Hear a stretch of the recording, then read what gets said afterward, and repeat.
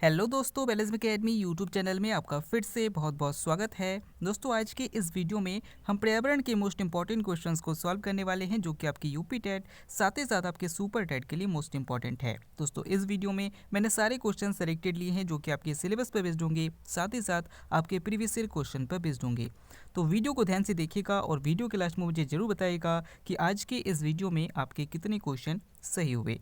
तो बिना देरी करते हुए चलिए शुरू करते हैं सबसे पहले क्वेश्चन से। सबसे पहला क्वेश्चन है, भारतीय संविधान में समवर्ती सूची का विचार कहाँ से लिया गया है? ऑप्शन आपके सामने है, अमेरिका से, ऑप्शन बी स्विट्जरलैंड से, ऑप्शन सी ऑस्ट्रेलिया से, या फिर ऑप्शन डी रूस से। इसका सही आंसर हो जाएगा ऑप्शन सी ऑस्ट्रेलिया से। दोस्तों, भारतीय संविधान में जो समवर्ती सूची का कॉन्सेप्ट है, ये ऑस्ट्रेलिया से लिया गया है। अगला क्वेश्चन, निम्नलिखित में से कौन सा तत्व पेंसिल लेड यानी कि लेड पेंसिल में प्रयुक्त होता है?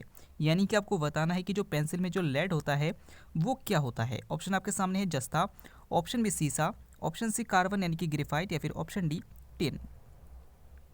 इसका सही आंसर हो जाएगा ऑप्शन सी कार्बन यानी कि ग्रेफाइट। दोस्तों, कार्बन का अपर रूप जो कि ग्रेफाइट है, वो पेंसिल में लेड के रूप में प्रयुक्त होता है। अगला क्वेश्चन, भारतीय संसद में सम्मिलित है, आपको बताना है कि भारतीय संसद के अंतर्गत कौन कौन से जो पक्ष है वो सम्मिलित है। ऑप्शन आपके सामने है, लोकसभा और राज्यसभा, ऑप्शन बी लोकसभा, राज्यसभा और प्रधानमंत्री, ऑप्शन सी स्पीकर और लोकसभा, या फिर ऑप्शन डी राष्ट्रपति और संसद के दोनों सदन। इसका सही आंसर हो जाएगा ऑप्शन डी राष्ट्रपति और संसद के दोनों सदन। दोस्तों, भारतीय संविधान के अनुच्छेद 79 यानी कि 79 के अंतर्गत संसद के बारे में बताया गया है, और संसद के अंतर्गत राष्ट्रपति और संसद के दोनों सदन यानी कि लोकसभा और राज्यसभा दोनों आते हैं। अगला क्वेश्चन, भारत में प्रथम नियमित जनगणना किस वर्ष की गई थी? ऑप्शन आपके सामने 1921 में, ऑप्शन बी 1881 में, ऑप्शन सी 1911 में, या फिर ऑप्शन डी 1931 में। इसका सही आंसर हो जाएगा ऑप्शन बी 1881 में। दोस्तों, पूछा गया है भारत में प्रथम नियमित जनगणना, तो याद रखिएगा कि नियमित जनगणना आपको पता है कि हर 10 साल के अंतराल में जनगणना की जाती है। तो ये जो सिस्टम है 10 साल के अंतराल वाला, ये 1881 में सबसे पहली बार की गई थी। तो यहीं पर आपसे पूछा गया है कि प्रथम बार नियमित जनगणना कब की गई थी? तो 1881 में लॉर्ड रिपन के शासनकाल में की गई थी। अगला क्वेश्चन, निम्न में से भारत के राष्ट्रपति पर महाभियोग लगाने का अधिकार किसे है? ऑप्शन आपके सामने है, संसद के दोनों सदनों को, ऑप्शन बी लोकसभा को, ऑप्शन सी राज्यसभा को, या फिर ऑप्शन डी लोकसभा के स्पीकर को।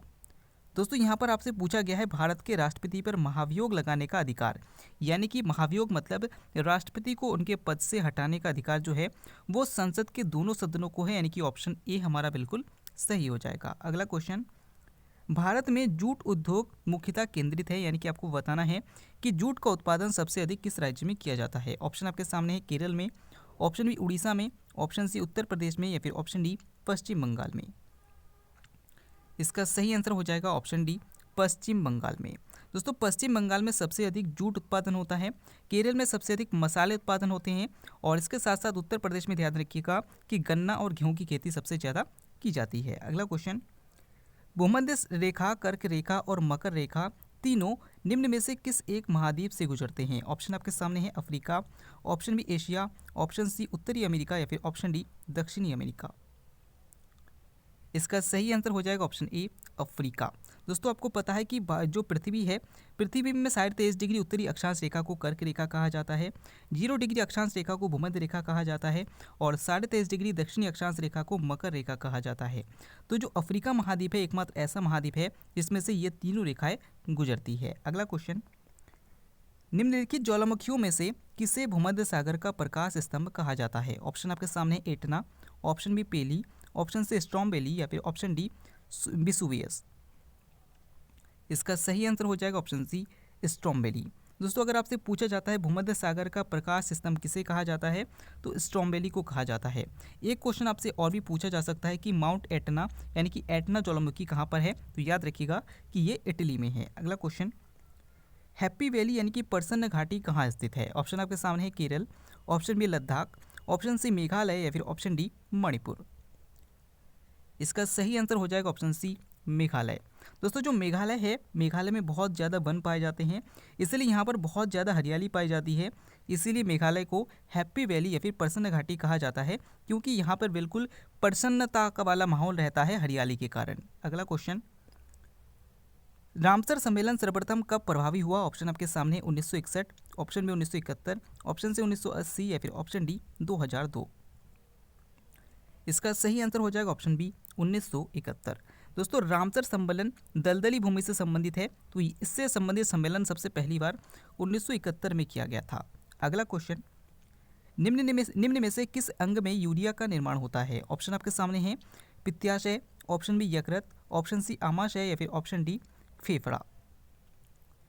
इसका सही आंसर हो जाएगा ऑप्शन बी यकृत। दोस्तों मानव शरीर में यकृत में यूरिया का निर्माण होता है। अगर आपसे पूछा जाता है मानव शरीर में सबसे बड़ी ग्रंथि कौन सी है, तो यकृत है। और अगर आपसे पूछा जाता है कि जो सबसे बड़ा अंग कौन सा है, तो फेफड़ा है। अगला क्वेश्चन, सबसे मोटी त्वचा कहाँ होती है? ऑप्शन आपके सामने है हथेली पर, ऑप्शन बी तलवे पर, ऑप्शन सी सिर पर या फिर ऑप्शन डी घुटने पर। इसका सही आंसर हो जाएगा ऑप्शन बी तलवे पर। दोस्तों मानव शरीर में सबसे ज़्यादा मोटी जो त्वचा होती है वो पैरों के नीचे तलवे पर होती है। तो इंपॉर्टेंट क्वेश्चन है, पूछा जाता है, याद रखिएगा। अगला क्वेश्चन, सबसे तेजी से बढ़ने वाला पादप कौन सा है? ऑप्शन आपके सामने है बांस, ऑप्शन बी अशोक, ऑप्शन सी यूकेलिप्टिस या फिर ऑप्शन डी बबूल। इसका सही आंसर हो जाएगा ऑप्शन ए बांस। दोस्तों अगर आपसे पूछा जाता है सबसे तेजी से बढ़ने वाला पादप कौन सा है, तो बांस है। और अगर आपसे पूछा जाता है सबसे लंबा पौधा कौन सा है, तो यूकेलिप्टिस है। अगला क्वेश्चन, निम्नलिखित युग्मों में से कौन सा सुमेलित नहीं है? ऑप्शन आपके सामने है शिव समुद्रम प्रपात कावेरी नदी, ऑप्शन बी चुलिया जलप्रपात चंबल, ऑप्शन सी जोग प्रपात कृष्णा या फिर ऑप्शन डी धुआंधार प्रपात नर्मदा। इसका सही आंसर हो जाएगा ऑप्शन सी जोग प्रपात कृष्णा नदी पर। दोस्तों शिव समुद्रम जलप्रपात जो कि कावेरी नदी पर है, बिल्कुल सही है। चुलिया प्रपात चंबल नदी पर है, ये भी बिल्कुल सही है। और धुआंधार प्रपात नर्मदा नदी पर है, ये भी बिल्कुल सही है। लेकिन जो जोग प्रपात है ये कृष्णा नदी पर नहीं है, बल्कि ये शरावती नदी पर है। याद रखिएगा कि ये शरावती नदी और कर्नाटक में है। अगला क्वेश्चन, संयुक्त राष्ट्र संघ की स्थापना कब हुई थी? ऑप्शन आपके सामने 1980, ऑप्शन बी 1985, ऑप्शन सी 1990 या फिर ऑप्शन डी 2000। इसका सही आंसर हो जाएगा ऑप्शन बी 1985। दोस्तों संयुक्त राष्ट्र संघ की स्थापना 1985 में की गई थी। और अगर आपसे पूछा जाता है इसका मुख्यालय कहाँ पर है, तो न्यूयॉर्क में है। अगला क्वेश्चन, छिली हुई सब्जी को धोने से कौन सा विटामिन नष्ट हो जाता है? ऑप्शन आपके सामने है vitamin A, option B vitamin B, option C vitamin C या फिर ऑप्शन डी विटामिन डी। इसका सही आंसर हो जाएगा ऑप्शन सी विटामिन सी। दोस्तों याद रखिएगा कि जो छिली हुई सब्जी को धोने से विटामिन सी नष्ट हो जाता है। और अगर आपसे पूछा जाता है चावल को धोने से कौन सा विटामिन नष्ट हो जाता है, तो विटामिन बी नष्ट हो जाता है। अगला क्वेश्चन, राजभाषा आयोग के प्रथम अध्यक्ष कौन थे? ऑप्शन आपके सामने है V G Kher, option B Pandit Jawaharlal Nehru, option C doctor Rajendra Prasad या फिर ऑप्शन डी बलदेव सिंह। इसका सही आंसर हो जाएगा ऑप्शन ए वीजी खेर। दोस्तों राजभाषा आयोग का गठन कब किया गया था? 1955 में किया गया था। और इसके पहले अध्यक्ष कौन थे? तो वीजी खेर थे। अगला क्वेश्चन, सबसे अधिक पठार किस महाद्वीप पर पाए जाते हैं? ऑप्शन आपके सामने है Asia, option B Europe, option C Australia या फिर ऑप्शन डी अफ्रीका। इसका सही आंसर हो जाएगा ऑप्शन डी अफ्रीका। दोस्तों अगर आपसे पूछा जाता है सबसे अधिक पठार कहाँ पाए जाते हैं, तो अफ्रीका में पाए जाते हैं। अगर आपसे पूछा जाता है सबसे अधिक मैदान कहाँ पाए जाते हैं, तो यूरोप में पाए जाते हैं। और अगर आपसे पूछा जाता है सबसे अधिक पहाड़ियाँ किस महाद्वीप में पाई जाती हैं, तो एशिया में पाई जाती है। अगला क्वेश्चन, निम्न में से किस अंग में ऐच्छिक पेशियां पाई जाती है? ऑप्शन आपके सामने है मस्तिष्क, ऑप्शन बी हाथ, ऑप्शन सी आमाशय या फिर ऑप्शन डी फेफड़ा। इसका सही आंसर हो जाएगा ऑप्शन बी हाथ।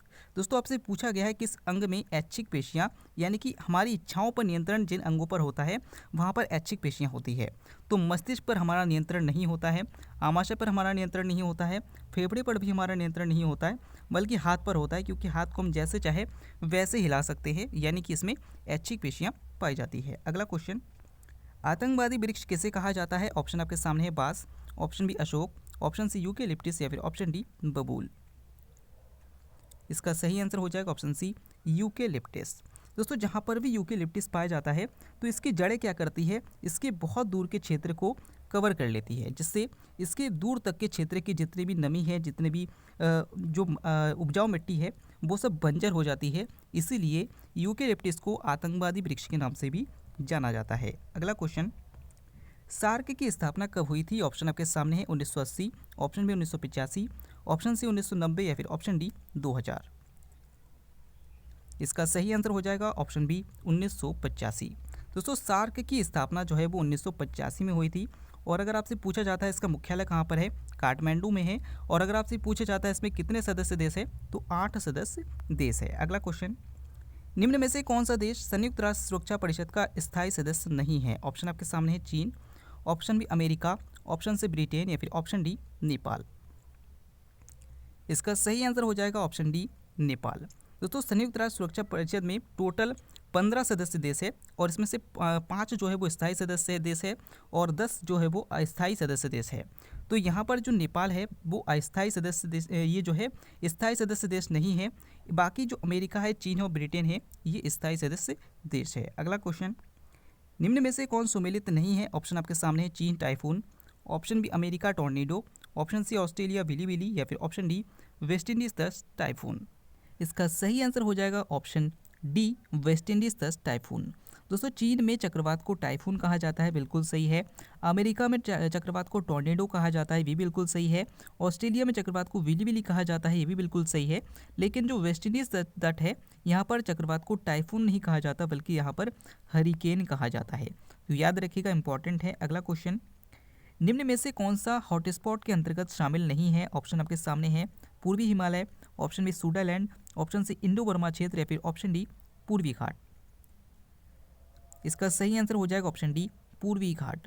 तो दोस्तों भारत में हॉटस्पॉट के अंतर्गत 4 क्षेत्र इंपॉर्टेंट है। कौन कौन से हैं? पूर्वी हिमालय, पश्चिमी घाट, सूडालैंड और इंडो बर्मा क्षेत्र। तो यहाँ पर पूर्वी घाट दे रखा है बल्कि यहाँ पर पश्चिमी घाट होना चाहिए, यानी कि ऑप्शन डी यहाँ पर सही हो जाएगा, ये शामिल नहीं है। अगला क्वेश्चन, भारत में राज्यों के राज्यपालों की नियुक्ति कौन करता है। ऑप्शन आपके सामने है प्रधानमंत्री, ऑप्शन बी राष्ट्रपति, ऑप्शन सी मंत्रिपरिषद या फिर ऑप्शन डी सर्वोच्च न्यायालय का मुख्य न्यायाधीश। दोस्तों इस क्वेश्चन का आंसर आपको हमें कमेंट के द्वारा देना है। आपको वीडियो कैसा लगा, आपके कितने क्वेश्चन सही हुए, कमेंट करके जरूर बताइएगा। साथ ही साथ अगर आप टेलीग्राम ग्रुप को ज्वाइन करना चाहते हैं तो डिस्क्रिप्शन में लिंक दिया गया है, वहाँ से आप ज्वाइन कर सकते हैं। हम फिर से लौटेंगे एक नया इंटरेस्टिंग वीडियो लेकर, तब तक के लिए देखते रहिए, सीखते रहिए।